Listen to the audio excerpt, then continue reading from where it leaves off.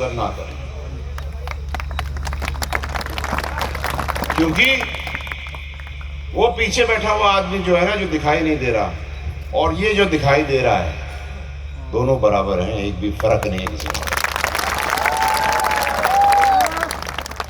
बात मैं पूरी करूंगा, लेकिन दो बातें अपने दिल की पहले कर लूंगा। एक तो ये समाज की जाजम की बात, और दूसरा साफे की बात। ये जो हम इतने सारे साफे बांधते हैं ना, साफा क्या है? ये गुजरों का साफा है क्या? कभी सोचा विचार किया अपने बांधने से किसी के सर पे? पहले विचार करो। जब हम किसी को साफा बांधते हैं तो हम ये उम्मीद करते हैं कि हम उस व्यक्ति को सम्मान दे रहे हैं, और वो व्यक्ति जब हमें जरूरत पड़े तो हमारे साथ खड़ा मिले और हमारे सम्मान का भागीदार हो। यही बात है ना? तो जब बात ये है और आपने किसी को साफा बांध दिया और अगली बार वो आपके साथ खड़ा हो, समाज के साथ खड़ा ना मिले, तो क्या अगली बार उसको साफा बांधना चाहिए? नहीं। तो अगली बार ये कर देना कि मंच पे किसी को साफा बांधो, और अगर वो समाज के साथ खड़ा ना हो तो कह देना भैया सबको बांधेंगे, तेरे को नहीं बांधेंगे, तो साथ में नहीं खड़ा था। आपके 99% काम नेताओं के ऐसे ही हो जाएंगे। मेरा ये मानना है, ये मेरे मन की पुकार है। हाँ, उस लाइन में मैं भी हूं। ये जो साफा मेरे को आपने बांधा है, समाज ने बांधा है, जिस दिन आपको ये लगेगा कि मैं इस साफे पे खरा नहीं उतर रहा हूं, तो मुझे कह देना, मैं उतार दूंगा।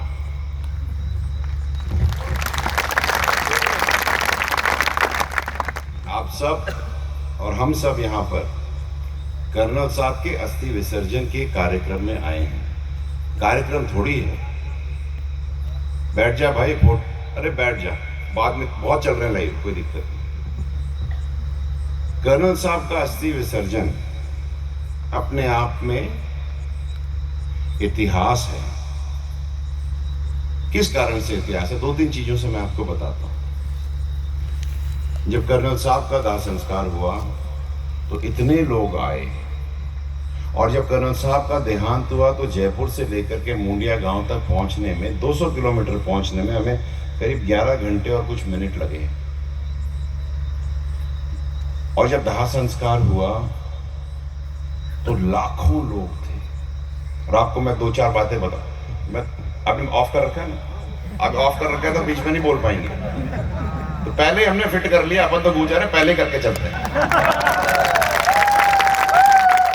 आपको मैं 2-4 बातें बताऊं, आपको जो शायद पता ना हो, कि जब कर्नल साहब की मार्च 2022 के महीने में तबीयत खराब हुई थी, तो कर्नल साहब मुंडिया में गांव में रहते थे, तो उन्होंने बांस के पेड़ लगा रखे थे।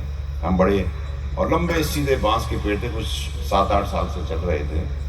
तो हम हर बार उनको कहा करते थे कि साहब, कर्नल साहब ये बांस बहुत अच्छा है, हमको काट लेने दो, गाड़ी में काम आएगा, किसी के मार मूरने के या बचाव के लिए। साहब हरदम मना करते थे। लेकिन मार्च के महीने में उन्होंने, जो उनके साथ शिवराम रहा करते थे, उनको बोला, शिवराम सुन, एक काम कर, ये बांस काट डाल। तो बोला क्यों? बोला नहीं, एक काम कर, ये बांस काट डाल और सुखा दे, मेरे काम आएगा। और आपको ये मैं बताऊं साहब, कि कर्नल साहब के देहांत के बाद जिस बांस से कर्नल साहब की अर्थी बनी थी, वो वही बांस था जो कर्नल साहब काट के गए थे। कर्नल साहब समाज के ऊपर अपनी अर्थी का बोझ भी नहीं छोड़ के गए। इसके पश्चात कर्नल साहब के देहांत की बात तीसरा हुआ, 12वां हुआ, वहाँ हम रोज झाड़ू लगाया करते थे। और आपको मैं ये बताऊं कि 12वें तक वो कटे हुए बांस पे, जो कि बांस तो फट से एक दिन में उग जाता है, उस कटे हुए बांस के झुंड में से एक भी बांस में हरा नहीं आया। और जिस दिन 12वां खत्म हुआ और सुबह 12वें के सुबह में भी मैंने झाड़ू लगाई थी, तभी भी कुछ नहीं था। और जैसे 12वां खत्म हुआ, उन सब उठ के चले गए, तो आखिरी में जब सफाई वाली झाड़ू लगाते, तब मैंने देखा कि उसमें से एक हरा पत्ता निकला था। और अब वो बेशुमार झुंड बन गया। एक और बात बताऊं, ये तो हम पिछले 17 दिन से रोज देखते आ रहे हैं। जिस दिन 16 तारीख को हम गांव से निकले, जैसे भयंकर बारिश हो रही थी, अगस्त का महीना था, मुंडिया से निकले हम, कलश सर पे रखा तो बारिश बंद हो गई और पूरे मुंडिया गांव में समाधि के स्थान से लेकर के देवनारायण मंदिर तक हम लोग सब पैदल चल के करीब 3.5 घंटे लगे। और उसके बाद जैसे ही हम गाड़ी में बैठे बारिश फिर शुरू हो गई। और उसके बाद हम जहां जहां गए, जिस जिस जगह गए, जहां जितनी भी मूसलाधार बारिश हो, कर्नल साहब का कलश जिस जगह पहुंचता था वहां बारिश बिल्कुल बंद हो जाती थी। और जब कलश वहां से हट जाता था तो बारिश वापस। ये 17 दिन से हम देखते आ रहे हैं। और जब हम खिरनी गए थे तो रूप सिंह रोही कह रहा था, सरपंच है वहाँ के, ये प्रोग्राम मेरा पिट जाएगा साहब, बहुत बारिश हो रही है। तो मैं और अतर जी गाड़ी में बैठे थे और हमने कहा तू चिंता भी कर रहा है, रुक, बारिश नहीं होगी, रुक जाएगी। वो तो हो ही नहीं सकता, कुछ दिख ही नहीं रहा। हम लोग वहाँ घुसे और बारिश बंद। और जब हमने कलश को लेकर के पूरे गांव का चक्कर लगाया और उनकी जो बस्ती माता में ढोक दे करके जैसे ही उसके कॉलेज में वापस हम लोग गेट में घुसे, बारिश शुरू हो गई साहब। ये है कर्नल साहब का असलियत चमत्कार। मैं वैसे तो झूठ बोलता ही नहीं हूँ और ऐसे मामलों में कुछ बात छुपाऊंगा नहीं, ये सच है जो मैंने बोला। क्यों अतर जी, सही है कि नहीं है ना सब? और आपको एक बात और बताऊं, सब बात सबको पता होनी चाहिए। जेएन साहब खड़े हो, आप सबको पता होना चाहिए क्या हो रहा है। ये हैं जेएन साहब मुरारी जी, नुसिरा गांव के। 16 तारीख से हमारे साथ हैं और ये नंगे पैर चल रहे हैं साहब। रोज 10 किलोमीटर से 12 किलोमीटर नंगे पैर चलते हैं। और जितने भी वीडियोस आपने देखे रोड पे गर्मी में इनको नाचते हुए, ये नंगे पैर नाच रहे होते हैं साहब। कर्नल साहब का जुनून, उनके लिए लोगों की श्रद्धा इस प्रकार की है। विराज साहब वैसे रसिया भी बहुत अच्छे गाते हैं। आपको मैं ये सब क्यों बता रहा हूं? कारण है उसका। कारण ये है कि कर्नल साहब मेरे तो पिता ही हैं, लेकिन एक बहुत महान आत्मा भी है। और 12 तारीख को जब इनका अस्थि विसर्जन होगा ना, तो मेरे अकेले के हाथों से नहीं होगा। 52 घाटों से हम सब अपने हाथ से अस्थि विसर्जन करेंगे कर्नल साहब का। ये कभी नहीं हुआ और ये आप करेंगे और ये आप करेंगे। और मैं चाहता हूं कि जब इस इतने बड़े महापुरुष का अस्थि विसर्जन हो तो आप इस इतिहास को रचने से चूक न जाएं, आप वहां पहुंचना जरूर। देखो, मैं बार बार कहता हूं, अतर जी मेरे को कहते हैं मत कहा कर, लेकिन मैं कहूंगा कि ये होली नहीं है जो अगली साल आ जाएगी। कर्नल साहब की अस्थियां 12 तारीख को जाएंगी तो फिर कभी वापस नहीं आएंगी। इसलिए पुष्कर में 12 तारीख को आप अपने परिवार को लेकर के, बहन बेटियों, माँ पिताजी, दादा दादी, छोटे बच्चे, सबको लेके आना। 3 कारण है इसके। एक तो अस्थि विसर्जन कर ही लोगे आप कर्नल साहब का। दूसरा, जोड़े से आओगे तो अपने पाप भी धो लोगे। हंस क्यों रहे हो? बहुत सारे करे हैं क्या? और तीसरी चीज, भाई पुष्कर गुजरों की नगरी है कि नहीं है? तो भाई बनी क्यों? गायत्री जी की वजह से। और गायत्री कौन थी? चेची गोत्र की गुजरी। जब अपना ही घर है तो कभी कभी एक साथ जाकर के घर को साफ भी कर लेना चाहिए ना, और लोगों को बताना भी तो चाहिए कि ये हमारा घर है, हम आएंगे। और अगर आप अपने घर में काफी दिनों तक किवाड़ बंद करके रखते हो तो उसमें कभी कभी चींटियां घोंसला बना लेती हैं और चिड़िया, तो कभी कभी दिवाली पे सफाई भी करनी जरूरी है। तो अपन चल के पुष्कर में सबको ये बताएंगे कि जो गायत्री मंत्र आप सब जाप करते हो ये गुजरी का मंत्र है महाराज। फैक्ट सही कर लो, दुनिया को पता चलना चाहिए कि पुष्कर गुजरों का शहर है। और वो तब पता चलेगा जब आप लाखों की तादाद में आकर के अपने ताम पत्र पे अपनी सील ठोक के बताओ कि हम गुजर हैं और ये हमारा शहर है।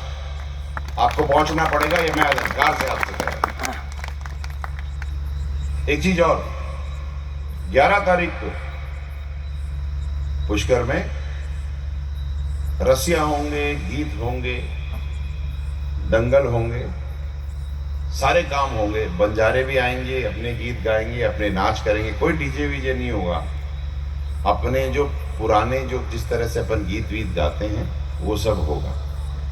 इसी काज के पीछे एक कारण है, मेरे मन में एक कारण है कि सारी दुनिया गुजरों को वीर कौम तो कहती है और फिर उस जैसे गुजर कहते हैं तो उसके साथ जोड़ देते हैं पटरी उखाड़ने वाले।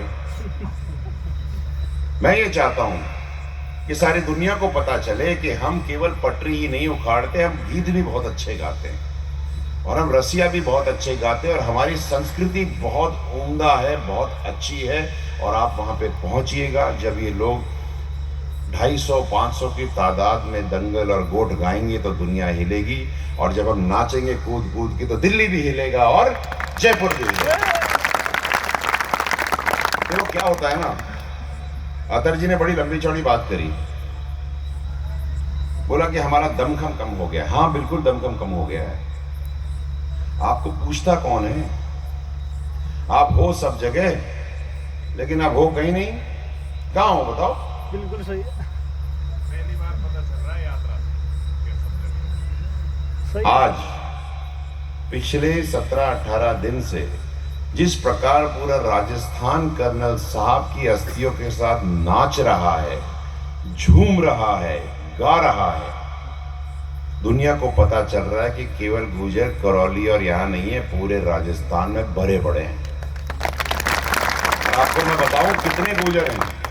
गुजर क्या, एमबीसी समाज कितना बड़ा है, जो कर्नल साहब का एमबीसी समाज कितना बड़ा है। 200 विधानसभाओं में से 75 विधानसभाएं की जीत हार डिसाइड करने वाले आप हो। मीडिया के बंधु कृपया इसको लिख लें और मुझसे लिस्ट ले ले। मैं 75 की लिस्ट दे दूंगा और 84 की लिस्ट अलग से दूंगा और 16 लोकसभाओं की लिस्ट भी दूंगा, जो 25 में से 16 लोकसभाएं जो गुजरों और एमबीसी के बल पर जीती जाती हैं और हारी जाती हैं और तुमको कोई पूछता नहीं है। भाई पूछेगा तो तब जब उसके टेटुआ पकड़ के बोलोगे कि हम हैं, तू कहां है। पूछना सीखो, कहना सीखो। आपको बताऊं आपकी ताकत, सुन लो। पिछले 17 दिन से जहां जहां कर्नल साहब की अस्थि कलश की यात्रा गई है वहां का सिटिंग एमएलए गाड़ी लगा करके खड़ा हुआ है आपके लिए। और क्या चाहिए आपको? ऐसे ऐसे लोग खड़े हैं जो आपको सुनते नहीं थे, बात नहीं करते थे, आज कहते कि भाई साहब हम आपको बॉर्डर पे लेकर आएंगे और बॉर्डर तक छोड़ के आएंगे। भाई ये है आपकी ताकत। एक बार एकजुट होके तो देखो। एकजुटता में जो ताकत है ना, वो एक दूसरे की चुगली करने में नहीं है। ये सीख लो। मैं तो घर का आदमी हूं, कड़वी भी कह लूंगा, अच्छी भी कह लूंगा, बुरा लगे तो मार देना, क्या दिक्कत है। लेकिन बात तो यही है ना। आप ये देखिए 75 विधानसभाएं आप काबिज करते हो, इसका मतलब क्या है कि 75 विधायक जो विधानसभा में बैठते हैं ये आपके आशीर्वाद से बैठते हैं। अगर जिस दिन आपने मुंह फेर लिया तो बाहर बैठेंगे। ये सच है। 31,000 से लेकर के 78,000 वोट। हम गए थे मावली में एमबीसी समाज के 61,000 वोट हैं। अभी तक उनको कुछ नहीं मिला। सच है। मैं थोड़ा सा समय और लूंगा साहब। ले देखो खुले में बात करनी चाहिए। अस्थि कलश तो कर्नल साहब के हैं ही और इसी से ऊर्जा लेकर के मैं ये बात कह रहा हूं, नहीं तो मैं बात कर भी नहीं पाता। हमारे एमबीसी समाज में गुजर भी हैं, गडरिया भी है, बंजारे भी हैं, लोहार भी हैं और रेवाड़ी भी हैं गुजरों के 8 विधायक है भाई साहब आज, रहबारियों का एक भी नहीं है आज की तारीख में।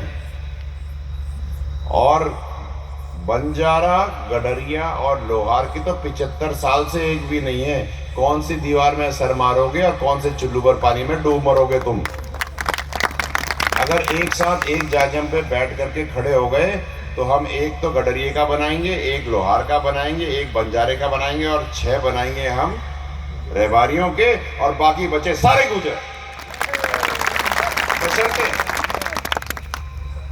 आप जिस तरह से यहाँ पे 12:30 बजे भी बैठे हो ना, ऐसे ही जिंदगी भर के लिए एक साथ एक ही माला में मोतियों की तरह पिरो रहोगे ना, तो सारे काम हो जाएंगे। और जैसे किसी नेतागण या किसी पार्टी पॉलिटिक्स ने आकर बोला तू मेरा और तू मेरा, तो भैया तुम तो गए और फिर मेरे पास मत आना। अगर एक साथ एक जाजम पे बैठे रहोगे तो आपकी सारी लीक जुआ सुत जाएंगी भाई। और अगर इधर उधर हो गए तो तुम्हें कोई बचाने वाला नहीं, क्योंकि मारने वाला तो पहले टुकड़े करता है और फिर उसको फ्राई करता है। बात समझो। और क्या कहना है मेरे को तो बस इतना ही कहना है कि मुझे बहुत अच्छा लगा था। मुझे इस बात की भी ये बात भी बहुत अच्छी लगी। बेटा प्रिया नाम है ना आपका, पूजा। अब देखो, समाज को थोड़ा सा प्रोत्साहन देने की बात है। पूजा बोलने लगी, बीच में अटकी, फिर हमने बोला नहीं बेटा तो बोल 10 मिनट के लिए। फिर उसको लगा यार सब कुछ मेरे पास है, मेरे को तो कोई रोक ही नहीं सकता। फिर झर्राटे से स्पीच दी उसने।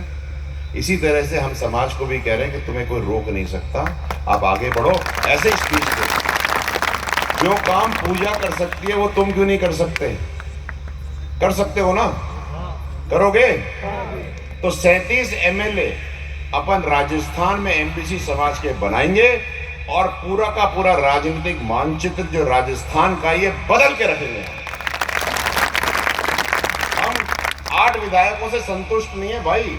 ये तो ऊंट के मुंह में जी रहा है और हमारे तो बहुत सारे ऊंट चराते हैं। हमें नहीं समझ में आती बात। हमें 37 चाहिए पूरे के पूरे, ठोक बजा करके एक एक। और जहां पर सीट रिजर्व्ड है और हम बाहुल हैं, हम दूसरी समाज से लेंगे मदद और उनको देंगे और दूसरी जगह लेंगे। क्या दिक्कत है उसमें भाई?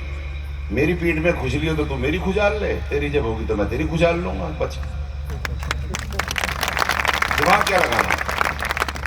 लेकिन राजनीतिक तौर से जब तक आप एक ठोस कदम लेकर के आगे नहीं बढ़ोगे तो आपकी रंधी हुई खीर, जैसे करण साहब कहते थे, कुत्ते नहीं खाएंगे साहब। समझो, क्योंकि जब तक आप वहां पर नहीं बैठोगे जहां से रूल बनते हैं।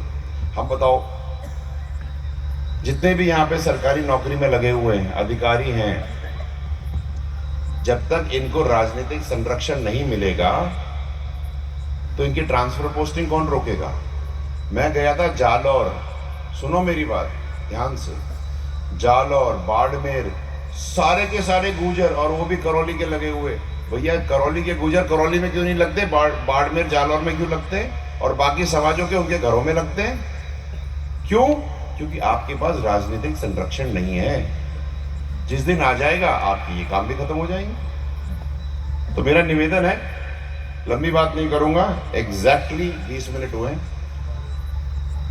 12 तारीख को मैं आप सबसे मिलूंगा। I will see you all on 12th at Pushkar. And to all the children, all the kids, work hard, study hard. There is no other way you can ever grow in your life apart from hard work and studies. अपनी नौकरी करो, मेहनत से पढ़ाई करो, बच्चों को छोड़ना मत, कान पकड़ के ऐंठ करके पढ़ाना, आपके फायदे में रहोगे। And I will see you all on 12th इन पुष्कर। आपको बहुत बहुत शुभकामनाएं। आपने ये बात ध्यान से सुनी, जिसने रिकॉर्ड किया, भगवान के लिए इसको लाइव कर देना, सारी दुनिया को बता देना कि हम क्या करने वाले हैं। छुपाने वाली बात ही नहीं है। हम राजस्थान की राजनीतिक पटल बदलेंगे। हम 37 MLA बनाएंगे। हम MBC समाज को ऊपर लेके जाएंगे और जैसे कर्नल साहब कहते हैं, हम छाएंगे और छाएंगे। Thank you so much, good night, thank you so very much. आप सब लोग बिरादरी, ये 1 मिनट का समय